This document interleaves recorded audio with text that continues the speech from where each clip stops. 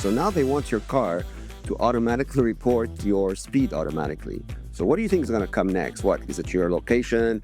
Is it your behavior? Is it your payments? Maybe it's how many times you burp. Imagine the founding fathers of the United States who fought a war over a couple percent tax to teleport them to today.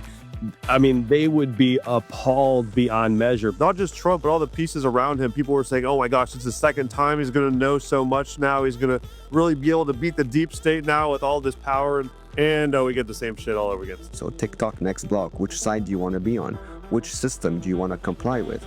System of thieves or the system of nobleness, right? Of truth.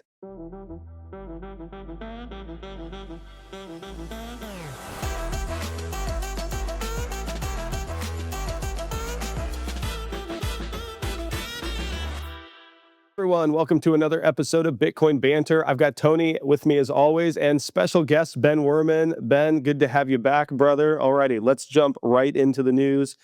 So, Ford cop cars could add tech to help handing out speeding tickets, and basically they've filed for a patent to help law enforcement identify speeders. It detects all this stuff, and they say it's not. They're not going to share any of this information with anyone. It's just for the exchange is only between law enforcement officials and so forth. But to me, I don't think there's anyone I would rather have on the show right now than Ben to talk about state surveillance and give us your best conspiracy on this, man. I mean, this isn't even crazy conspiracy theorist territory anymore. It's just become so obvious that even my most normie friends and family members who I know who are like, don't understand any of this Bitcoin stuff we talk about. They never follow any of these stories. They're completely blue pilled. Like that's one archetype we can look at that the Bitcoiners usually make fun of, like, oh, the people on the left, they don't get any of this stuff. It's easy to feed them, hey, Trump is bad, right? Yes, Trump is bad. Yeah. They love Palantir and they do surveillance. So even they're starting to figure out that like all this surveillance stuff is hitting every single angle. It's affecting everybody. And I think it's happened enough times on both sides of the aisle now that everybody knows that this is now, it doesn't matter who's in control anymore. It's going to be used against you eventually. And it can only take back and forth so many times before people realize, okay, that's actually true. We all need to stand up against this. And as we see more stories like this come out, to just make it more and more obvious. I mean, we just have to fight back against this, keep exposing it, keep supporting and building freedom tools that free us from this stuff, because it's just getting crazy out there. Yeah, the interesting thing is that this article is just sitting here in, caranddriver.com. This isn't like some conspiracy theory. Like they just announce it as like news, as though that there are no unintended consequences. This is just what's going on in the automotive industry or something. But I couldn't agree with you more, Ben. Tony, what's your take? Man, they're trying to normalize this. This is how pathetic things have gotten. I mean, this is exactly where we're headed. If you still believe the state cares for you or is your friend, like, you might as well just believe in Santa Claus at this point, because you're completely out to lunch. They don't like you. They don't like anyone. The only thing they're obsessed over is power and total control, and that's exactly exactly where we're headed. These fiat systems that we live in, they're not just about bad money. These things are infested, with the like relentless pursuit of greed and total control. Like, this is the ecosystem that is, that we live in. It's absolutely disgusting. So now they want your car to automatically report your speed automatically. So what do you think is going to come next? What is it? Your location? Is it your behavior? Is it your payments? Maybe it's how many times you burp. Maybe that's bad for the environment. One day they want to control that somehow. This is all massive surveillance, okay? The relentless pursuit of that, it's never going to end. It doesn't matter who you vote for. They're all on the same side. So as long as the fiat system is allowed to exist, this rubbish is only going to continue to get worse. And the only way to fix it, well, there's two ways. One is with mass non-compliance. If enough people just say, you know what, fuck off with your bullshit, we're not doing it anymore, then the system may break. But if you castrate it by opting out of the money that fuels it, that also destroys it completely. And now, since 2009, we have this option, Bitcoin, right? So if enough people understand that Bitcoin is money, it's real, it's not a fairy tale anymore, and learn a few steps to hold it, and actually start using that instead of the dollar or any other, worthless piece of paper, well, then all of these systems, they just they wither away because no one is able to fund them anymore. So, but yeah, otherwise, if we do nothing, like if you don't opt out, you accept remaining a slave for the rest of your life because this is not going away. And becoming more and more of a slave passively over time as they keep nibbling more and more, because that's how they do it. They're boiling the frog in the water. They're they're they're doing it very slowly, methodically, but making more and more progress over time. And that's why we need to take aggressive action to reverse that trend. Yeah, it's amazing to imagine. You like imagine the founding fathers of the United States who fought a war over a couple percent tax to teleport them to today. I mean, they would be appalled beyond measure, but because it's happened slowly and incrementally and for your own good, all this stuff, like people don't even realize just how insane and not free they are. I think the biggest benefit of the Trump administration, in my view, so far, is that it has highlighted the uniparty system because people thought they were getting freedom and there and no more wars, and now we're bombing Yemen and we're dabbling in the Middle East here again with Israel, Iran. Like, we're done with big government, and now Palantir's creating a database on all Americans. Like all these things that the MAGA crowd associates with, like, oh, that's what like the crazy left communists do. It's like, no, no, no, like this is what everyone who has power does.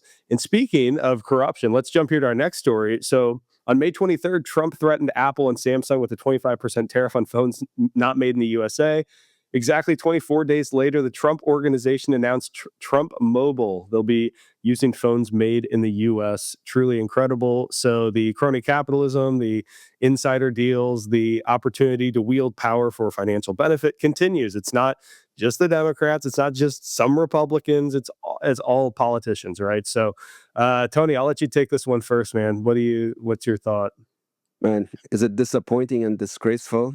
Of course it is. But is it surprising and predictable? Of course it is. I mean, what did you expect? This is like classic fiat power games, using the state power to rig markets, crush competition, and, create these controlled monopolies. So even leaders who are supposedly pro business, pro making America great again, given the right tools and the right opportunity, voila, this is what you get. Complete corruption and bullshit. So again, it still ties down to the same fundamental problem, and why Bitcoin exists now is to put an end to this type of manipulation and control. This will never end. There will always be an infinite, ways to get creative with how you can steal, abuse, rig, co-opt, and what have you. And as long as the tools that fuel it all remain alive and that people comply with it, we're never coming off of the system. Thankfully, there's enough of us that are. Okay, but we're still a far cry from the majority of the world to actually believe that this is going on and not thinking of people like us as crazy conspiracy theories. Um, I'm not expecting 100% people to jump on board with us, but we don't need them to be 100%. We just need enough of them, and then the rest will just follow us. Oh yeah, it was a great idea, like which is what normies tend to do anyhow. But very disappointing, man. I mean, I had had high hopes for Trump, even though I don't like any politician. His marketing was definitely up there, but sooner or later, man, the truth comes out. The fake, facade dissolves, and here you have it. Yeah, I not to defend Trump administration one, and it's probably just because I was not paying attention. I was sort of asleep at the wheel on all of this stuff back then. But my sense is there wasn't such an overt money grab and use of power for financial benefit. But it seems to me like there has been a lot of, I mean, even just like launching the meme coin, what, a day or two before the inauguration, like those sorts of things. So my understanding, I never looked into that deeply, but my understanding is they made like billions of dollars on the launch of that meme coin. And I know that it's his kids who are running the company or whatever, like he's, semi divested or whatever, but like it's all the same pocket it's going into. Right. So just crazy to see, like, just no hiding it anymore. We're just gonna make as much money as we can, and it's no better than Nancy Pelosi and all the things we've ragged on her for years. So Ben, what's your take? Yeah, I mean, Tony totally nailed it. There's not a whole lot I could add to that. I do agree with everything. However, I would like to just tie it back to what we were sort of touching on earlier, which is how I feel like all of these things we're seeing just this year are truly the final nail in the coffin of, okay, all of these politicians are the same thing. And because so many people did think that, okay, this is the most hope people have ever had that I've seen, that there's actually going to be a change, a president, they would actually make a difference. We saw the RFK hiring. People got super excited about that. People are super excited about Tulsi. Like all these, not just Trump, but all the pieces around him. People were saying, "Oh my gosh, it's the second time he's going to know so much now. He's going to really be able to beat the deep state now with all this power and all these the right people around him." And we get the same shit all over again. So it's good to see a lot of the big conservative influencers who have a lot of power in that side and on Twitter and other social media are figuring it out. And one personal favorite of mine is the Hodge twins. I don't know if you guys follow them, but they're my favorite conservative side commentators out there, and they've just been going through this whole rabbit hole of like, yeah, what the fuck is going on? Like, this is not what we voted for. Getting millions of views on their posts, like just calling it out for what it is. It's obviously there's some that are never going to do that, but just seeing the tide shifting of those people, like you said, Michael, just figuring out, oh, this isn't just the left that's doing this. It's actually our guys too. We need to stand up for it, and it's good to see that a lot of people are, and it's just waking up a lot more good people who have their right mindset on this, but just fell for a little bit of the marketing as usual, but they're coming around. It's very Yeah. simple, man. When you have all these promising leaders that, resort to weaponizing the market, it just shows you how rotten the system is. Like it's rotten like to beyond its core. It's like almost like it's disgusting how apparent it is. Like you cannot not see it unless you're like either completely blind or living under a rock. It's almost infuriating that not more people are reacting to this, because it's so abundantly clear that, like, what do you do? It's really up to each and every one of us to make sure that we put an end to this. And right now we have the means to do it peacefully. No one's going to war. No one's advocating going to kill each other. We have a peaceful way to do it. But you need to get enough momentum behind this movement in order to really fast track it. So each and every one of us is Bitcoin, man. Learn the skills, hold it yourself. Every time you do this, you put an end to this bullshit that is ruining your life every single day. Couldn't agree more with that. It's crazy times. I think you guys both nailed it. So let's talk about something completely different. So Bitcoin research, this guy said there's no way to guarantee that all custodians aren't creating paper Bitcoin out of thin air. But you can protect yourself by taking custody of your coins, blah, blah, blah. Gladstein came back. He said, basically there's no stopping Bitcoin, paper Bitcoin creation, some of which is going to be totally normal because if you lend out zero point 0.1 Bitcoin, but you need to be paid back 0.11 Bitcoin, like where does that Bitcoin come from? And interesting enough, I can't believe I'm saying this, but Shinobi commented here and he said that you're not creating paper Bitcoin. You're betting that Kyle can earn an additional 0.01 Bitcoin as well as the zero point 0.1 Bitcoin that you lent him if he defaults and you lose whatever the principal he can't repay. So Tony, I think my head was kind of wrapped like in fiat mindset as I was thinking about like lending out Bitcoin and everything. Bitcoin lending on a Bitcoin standard is a very different thing. How do you see this debate, and what would your thought be? Yeah, I think from what I've understood from Gladstein's post, I tend to agree with him that if you're lending peer to peer like this, it's not paper Bitcoin because like it's an individual to the individual. Worst case, he can't pay you, you lose your Bitcoin, and it ends that. But for you to lend it to him, you actually have to have it. You have to send it to him. It's very different from when you have like the real thieves, like the custodians and the institutions, when they start doing multiple claims on the same coins, they're doing the hypothecation and all of these stupid games. That's where you get this massive systemic risk that starts building up over time. That's the risk of the paper Bitcoin. But the one-to-one peer-to-peer thing, I don't think I mean, that's human nature. It's going to happen no matter what. But I don't think that poses a problem or a real danger in any way, shape, or form. Worst case, you lose a friend, they can't pay you back. You don't talk to them again, and end of story. Yeah, I think the best way to test the hypothesis of paper Bitcoin is everyone should go to Coinbase and try pulling their coins off of the exchange, take it into self custody, do it the way you should be doing it anyway.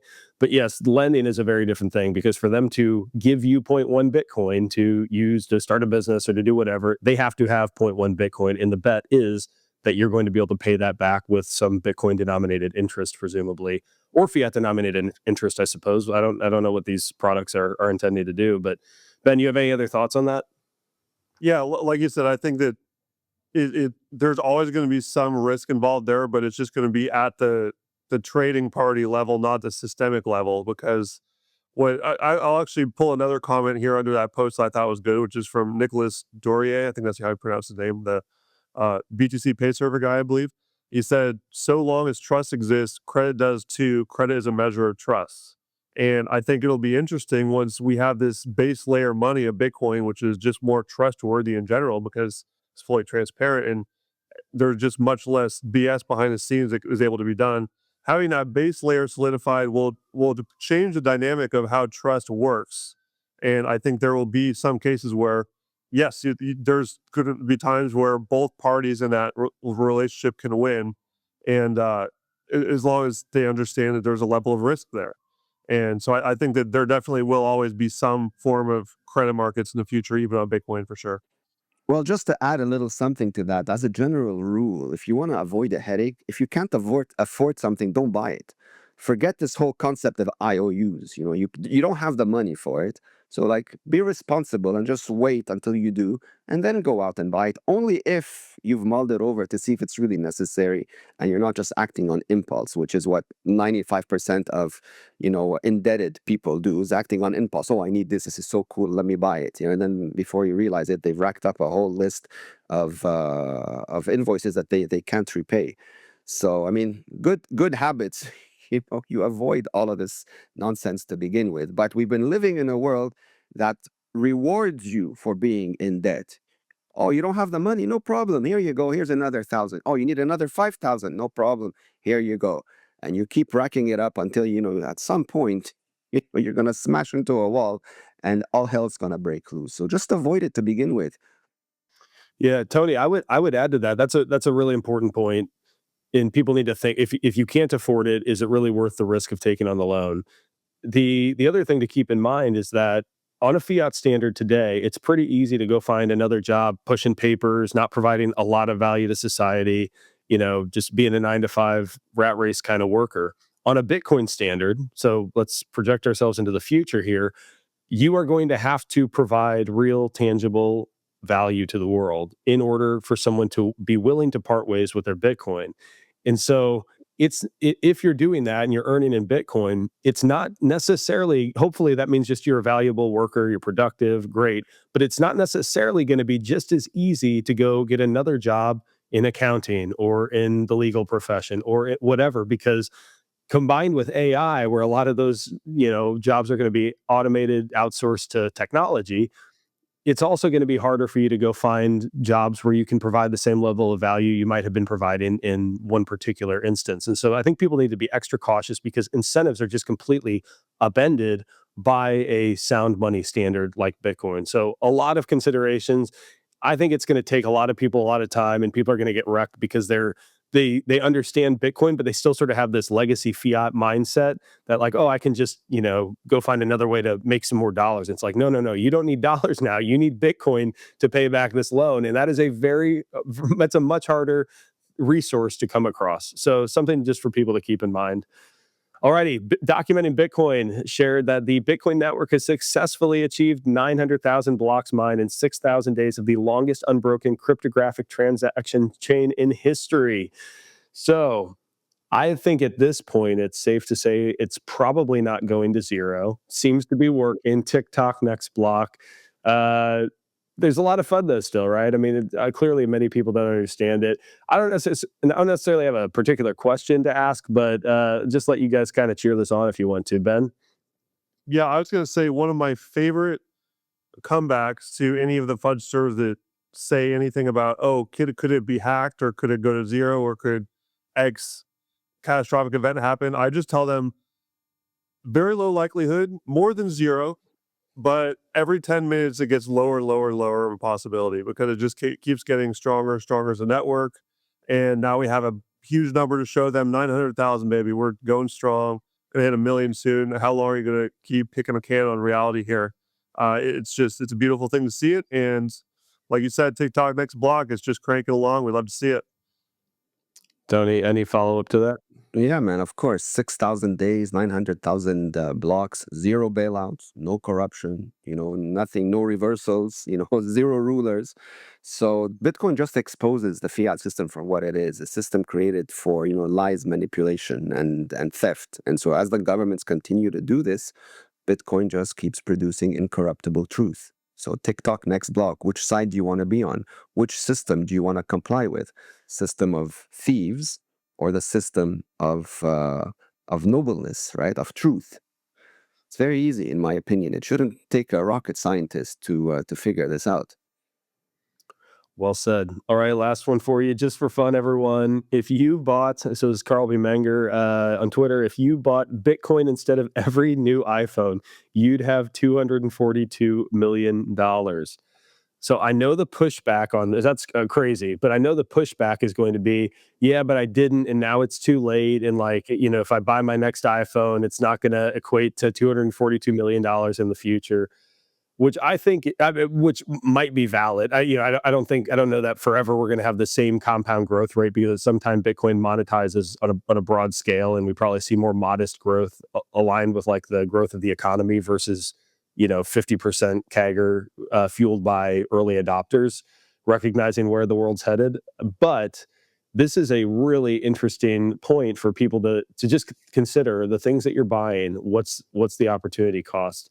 Tony, I'll let you take this one first because I think you sent something to me I haven't had a chance to look at, like a plugin that helps you evaluate the purchasing you make it online versus if you just bought Bitcoin instead.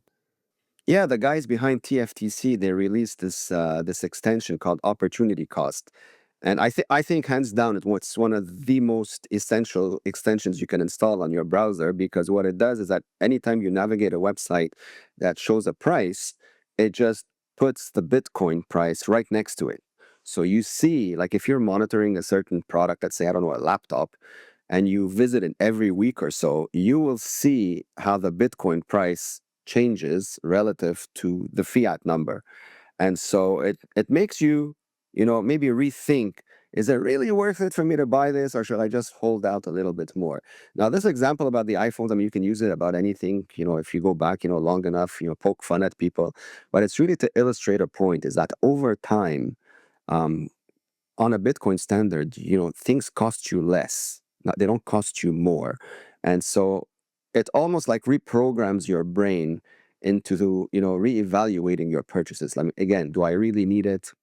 Do I need a phone every single year? Can I, my phone is good enough, it'll last me 4 or 5 years before I change it. You put money, save money for better uses, just rather than just spending it, on a whim, putting yourself in debt for no reason, and then, trying to deal with that nightmare later on.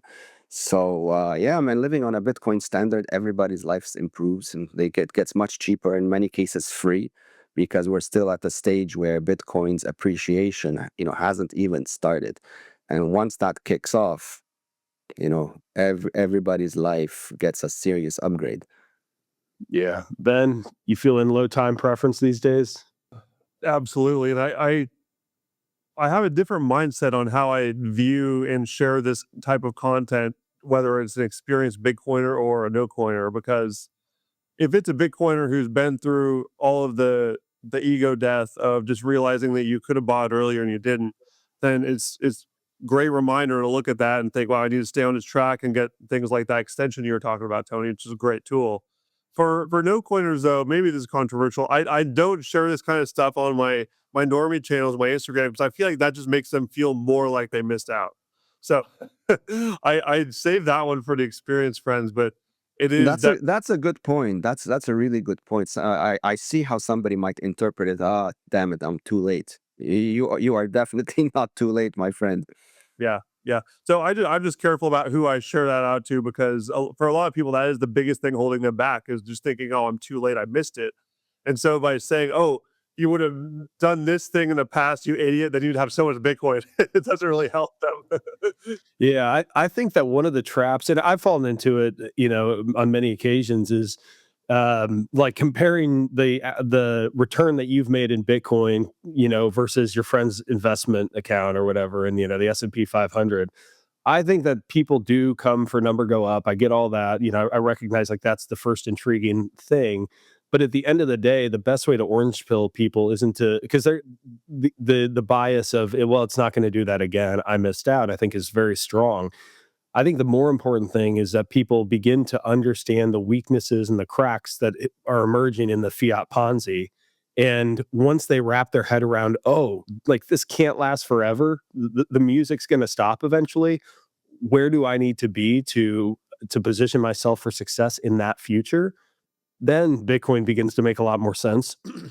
And the fact that it has a great CAGR compared to every other investment on earth is just like an added bonus, right? So I think that's a very important point you make, Ben, and one that people would benefit from as they're trying to orange pill their friends and family. Alrighty, guys, I think that's a good place to wrap. Hey, Ben, why don't you give a handoff?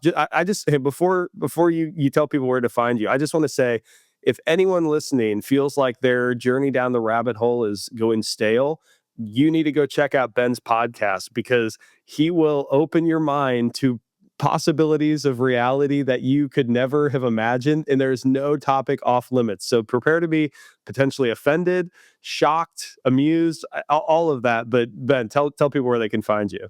Bro, we're about to break new ground. Breaking news. Just in the next hour, I'm going to upload an episode that's literally going to make me a criminal in 25 countries, including the one I'm living in right now. So is that the sneak preview? You can't fill us in on what that might be? No, you gotta watch it. Okay.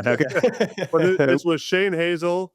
It's we're diving into the history, some historical things that we may have not been told the whole truth about. Michael, I think you might know a thing or two about that. I have a feeling I know where this is going. Yeah. And I'm a little nervous to release it, but man, you know how it is. The truth has to be spoken. We got to keep getting it out there, and appreciate the love, and to all the people supporting for following all the rabbit holes, because I feel like that's just what the Bitcoiner space needs, is just more acceleration through all these other lies that we're told about, because the Bitcoiners are so primed to understand that, yes, we are lied about literally everything. We already know this. Now let's figure out more of those lies that actually change your paradigm of how you view who you are and how the world is, because these are huge mindset shifters that give us a better outlook on where we've been and where we're going as a species and individually as well. So all that said, Ben Wehrman podcast. It's I don't know if you could throw a link in the show notes for people, but yeah, the podcast is pumping out episodes. Follow me on Nostr. I'm everywhere. Wherever you're listening to this, I'll be there. YouTube as well. Just find me and join along for the ride. Awesome, man. Well, thanks for joining. For everyone listening, thanks for tuning in. Stick around for another minute. You'll hear a little bit about the Bitcoin way. Ben will get a link to that podcast up. And gents, as always, great talking. I will see you both in Prague very soon. See you soon, man. Looking forward to it. Cheers, guys. Hey there, thank you for tuning into Bitcoin Banter. Wanted to take a quick minute to remind you to head on over to thebitcoinway.com/podcast to schedule a free 30-minute consultation with a member of our team. It is critical that you take full control of your wealth, and we can equip you with the skills needed to take 100% self-custody of your Bitcoin. For our existing clients, we also offer our Bitcoin Bootcamp, where we will conduct quarterly calls with you to reinforce the training we've provided and fill any gaps in your knowledge. While you're at it, ask about our solo mining service, something we think everybody should be doing. We also help with addressing your personal and online cybersecurity, and we can even help you set up a privacy phone free of big tech and big brother surveillance. Don't underestimate the amount of tracking taking place in your browser and in the apps you use every day. And finally, whether you're ready to make a move to a freedom-loving paradise or want to back up in the event of a worst-case scenario, be sure to ask about our Plan B residency program. Being untethered from a single location is one of the best ways to ensure your self-sovereignty into the future. Again, you can schedule a free consultation at thebitcoinway.com/podcast. If you are enjoying the show, please do me a favor, subscribe to our channel wherever you listen, give us a 5-star review, and drop us a comment. We would really appreciate it, and it makes it easier for others to begin finding us as we preach the gospel of financial self-sovereignty and beyond. Thank you again for listening. Until next time, stay safe, stay sovereign, and remember, the yield on Bitcoin is freedom.